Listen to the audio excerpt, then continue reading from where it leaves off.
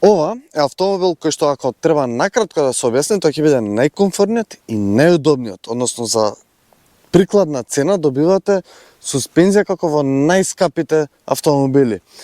Не очекувате спортски перформанси, не очекувате брзина, очекувате фантастично удобен автомобил. Ово освежување е направено во неколку моменти. Првично, кој што можете да видите, во предната маска се поставени комплетно нов браник. Тука е новото лого кој што изгледа многу како моден детал, искрено јас сум голем фан. Нови фарови и она што ми се допаѓа кај новите фарови, што сега се како цртки, така многу јасно, прецизно поставени, многу модерно и се поставени дури во овие делови тука доле. Но освен тука се направени и позади. И тука е променета таа светлосна група, исто така со тие линии цртки кои што изгледат многу помодерно, повпечатливо сега. Она што ми се допаѓа секој пат кај C4 што тука задното стакло поставено вака во два дела со овој спойлер, изгледа така малце поспортски, а поспортски изгледа и со овие два отвори, реални отвори од издувите кои што види директна цевка. Оќе не требаше брцам натре, директна цевка од издувот. Многу кул. Другата измена е поставена тука внатре каде што инфозабавниот екран и екранот пред возачот се променети, сега имаат малку по-добра графика за разлика од претходно и малку по-лесното мени. Се уште менито бара време да се навикнете, но не е така страшно, не е така комплицирано и е многу поедноставно за разлика од претходно. И она што првично го приметив и беше можеби критика на најголемиот број на возачи, што на екранот пред возачот во првиот тој екран, во првата таа графика не можеше се видат обртаите, не можеше се види температурата на моторот. Сега тоа го гледате со мали две графики, го гледате цело време, иако можете одредени работи да промените, но тоа го гледате. Значи, оние критики кои што беа дадени, сега Citroen ги променил веднаш и веќе може да се користат. И можеби најклучната измена во овој фейслифт, во овие измени, се седиштата. Мислам, да не се разбереме погрешно, и претходно седиштата беа фантастично добри, но Citroen само ги подобро и подобро. Со тоа што овие перничња сега ги имат поставено дополнително, бидат помеки, поудобни, поубави подпори од страна. Наставно кога возиш да се чувстваш како да се возиш во најлуксузниот автомобил на светот со најдобрата суспензија. Седиштава ти прават да се чувстваш како на облачење. Е до таа мера, ама апсолутно до таа мера.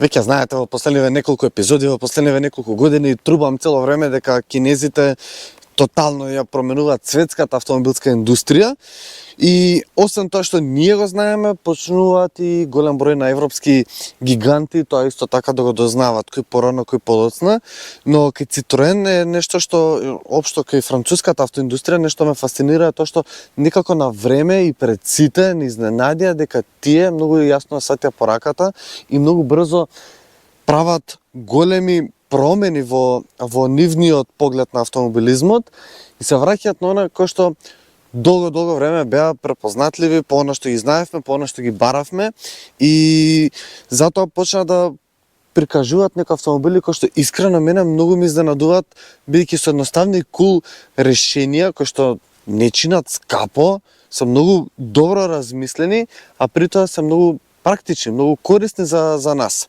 И токму тој го сакаме, еден добар автомобил кој што не ни треба да биде нешто вау, треба да има добра цена, добра опрема за овој 21 век и особено за се бори со кинеската индустрија и на крај на сето тоа да изгледа убаво.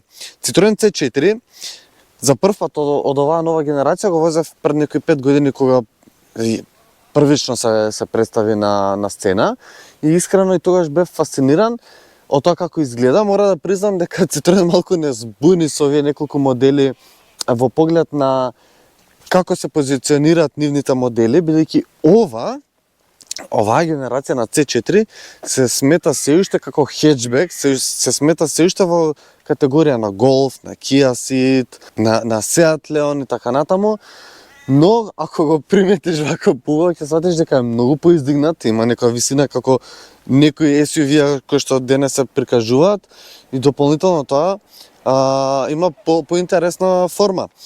Но се прифати тоа многу добро, искрено, изненадувачки за мене се прифати многу добро. Да, имаат направено и промена во пакетот на опременост, бидејќи нормално цените одат малку погоре. Ова е средното ниво на опременост, односно плюс, и чини 24.990 евра акциска цена. Со оваа нова боја, која што е новитет од сега со овој пакет на опременост, чини 25.490 евра. Искрено, за таа цена, за она што го нуди, е стварно одлична понуда. А сега ќе ви кажам што се нуди како комодитет, како опрема, како Citroen C4. Бидејќи во делот на хеджбек, нели како што кажав, тоа значи дека нуди 380 литри багажен капацитет. Фантастично, одличен капацитет на багажник, бидејќи тука можеш стварно си натовараш поголеми куфери, поголем багаж, потежок како ти треба исто така, бидејќи не е голема ивицата на браникот, иако постои, но не е голема и тоа го леснува товарањето и стоварањето на багажникот и дополнително нема голема ивица, односно нема голема длабочина од ивицата на браникот, што исто така тоа го леснува. Дополнително на тоа, под оваа даска, тука имаме простор за резервно тркало што се доплаќа, нормално сега сите тоа го доплаќаат. Куќи за качалки, што е супер дополнително кул и практично, и некои вдлабнатини тука во самите остави од страна, кои што дополнително можете да ги искористите ако нешто ви треба така да подбутнете. Ми се допаѓа оваа големина, бидејќи стварно за еден хеджбек, па дури и е поголем од еден класичен хеджбек, што е супер кул и практично. На заднава клупа тука имаме едни удобни, апсолутно удобни седишта, како што кажав, и за напред. И не само што се удобни, имате и доволно простор за нозете како и за главата. Нема туткање, нема притискање, нема неудобност. Само можете да се опуштите тука, си пуштите нозете длабоко под спредните седишта, да си уживате и да си се наместите како што треба. Дополнително на тоа, нешто што ме фасцинира секој пат кај Citroen во последниве неколку години, што има джепчиња и тука горе, што можете тука горе да си оставите телефонот и да уживате. USB порт доле, не така широк и не така висок тунел, но постои и на средниот дел кога се седи, малку ги оттурнува нозете на страна, па тоа може да значи мал проблем кога седите тројца патници тука позади. Седиштава, човече, ля, колку се меки, не можам да ги објаснам.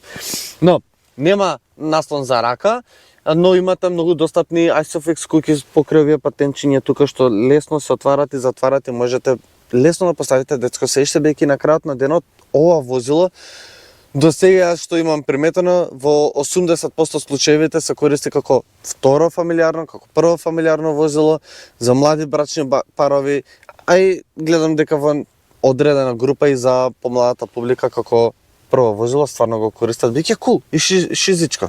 Да, го испофали во неколку наврати, стварно заслужено, но имам една критика која што минатиот пат ја кажав, а тоа е прагот тука на секоја врата. Ми се допаѓа што вратата е спуштена скроз до доле, тоа значи дека во вакви валкани денови врнежливи нема да се извалкате на прагот тука на колениците кои ќе влегувате и излегувате, но е преширок и треба стварно да направите еден голем исчекор за влезете и после уште еднаш за стварно да не се допирате до тој праг, бидејќи вие нема да се извалкате од овој дел тука, но ќе го извалкате овој дел тука кога треба да прескокнете длабоко внатре.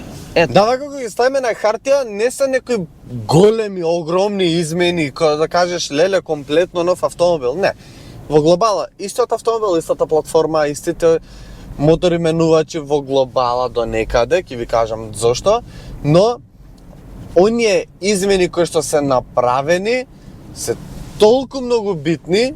Зошто? Бидејќи поентата ми е дека сите оние работи кои што претходно сме кажувале, ова да било вака, ова да било так, да има температура кој што ќе ја гледам. Не дека Citroen претходно не нудел таква информација или дека немало да ти информира ако нешто се случува, нормално ќе ти го кажеше тоа, но еве, ради таа конзервативност наша, Citroen сега тоа го променува и константно ги гледате обртаите и константно ја гледате температурата, што е многу добро.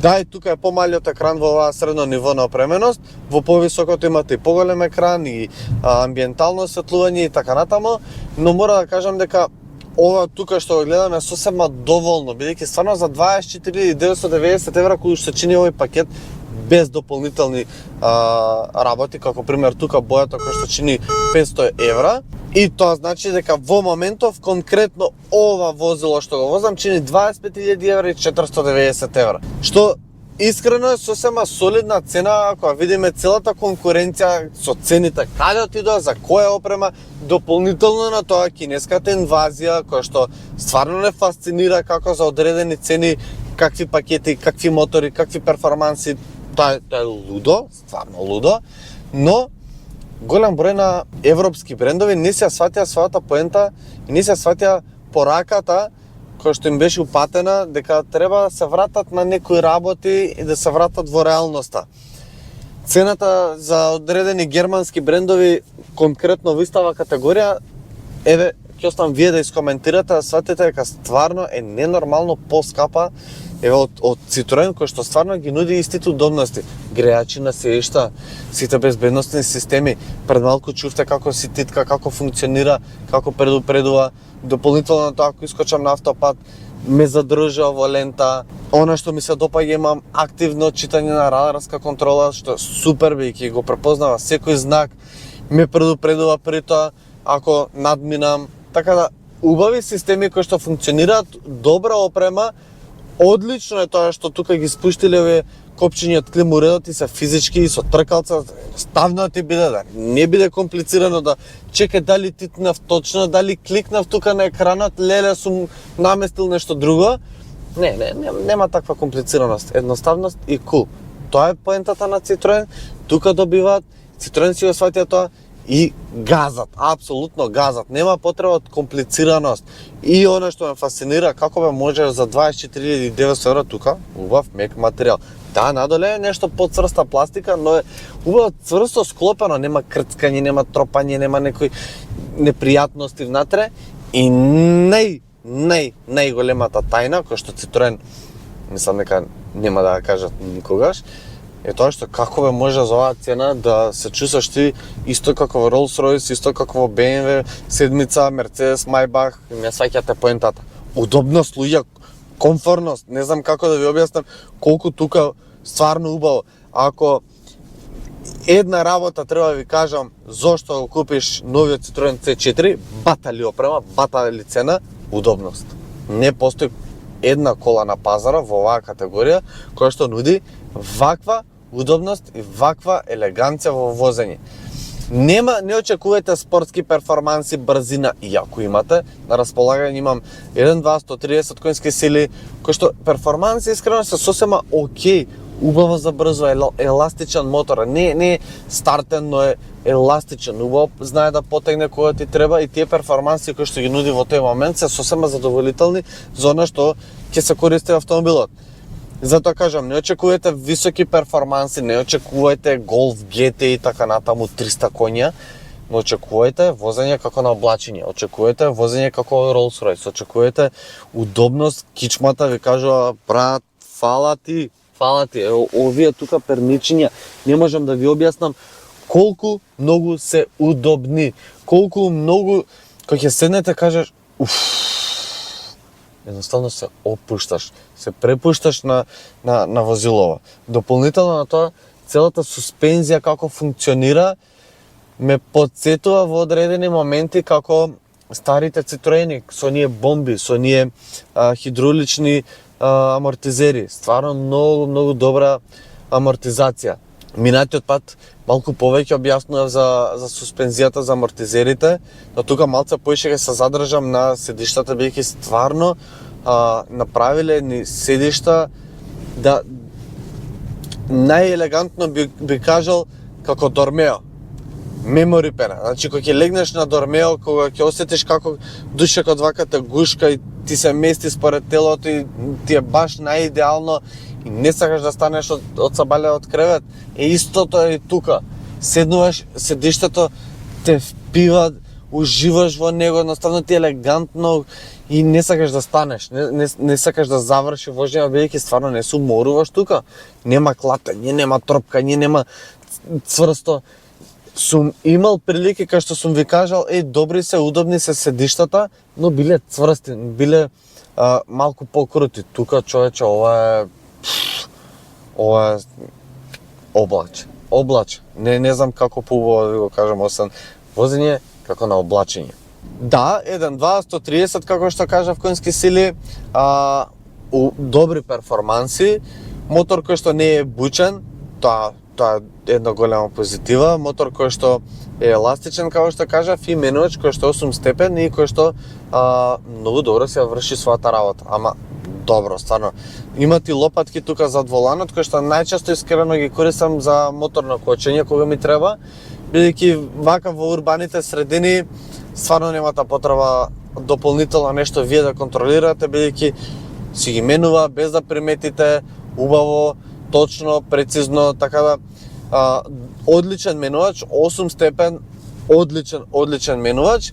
Дополнително во понуда имате и хибриден пакет кој што нормално ќе ви скрати драстично на потрошувачка и ако сакате нешто такво, тогаш апсолутно ви го препорачам, бидејќи во последниве неколку месеци кај што возам модели од истата групација со истиот мотор, истите перформанси, искрено ми изненадуваат со потрошувачки, ми изненадуваат како добро функционираат. Нешто приближно на Toyota би кажал, кој што Toyota е у моментов синоним за хибрид. Сега таму, да не ви изненади, имате исто така автоматски менувач, но е со 6 брзини, ради хибридниот погон. Тоа ќе го објаснувам кој ќе возам хибриден погон, или можете да погледнете некој друго видео од истата групација.